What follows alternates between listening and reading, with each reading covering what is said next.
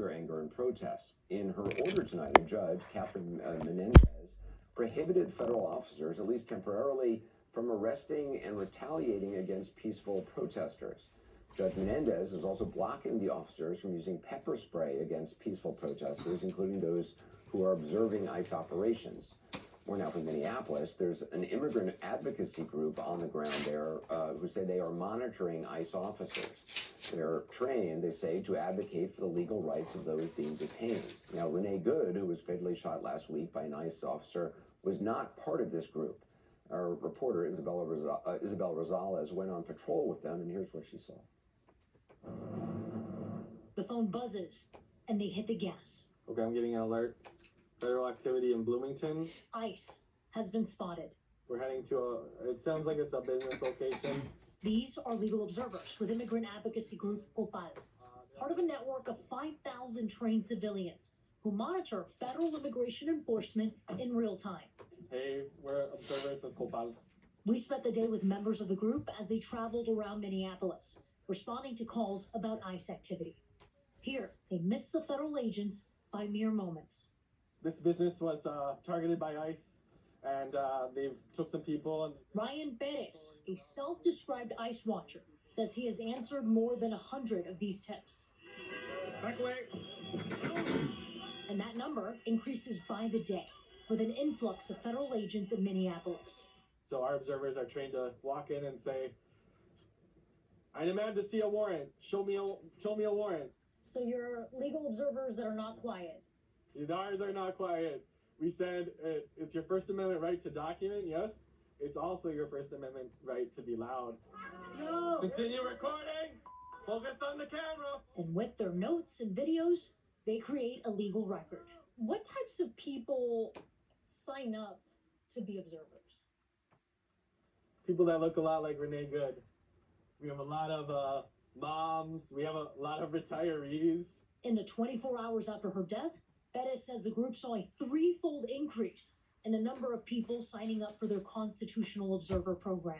To say the killing of Renee Good lit a fire under the community would be an understatement. Kateri Haymans is one of them. She's been alarmed by the number of federal agents flooding her hometown. Someone put the name of Renee Good here on this fence. And Good's killing inspired Kateri to register as an observer the very next day.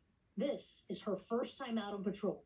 Some rules: no touching, stay 8 feet away from agents, observe, document, use your whistle. And so the whistle keeps people safe because it says this is effectively a war zone. Then another alert.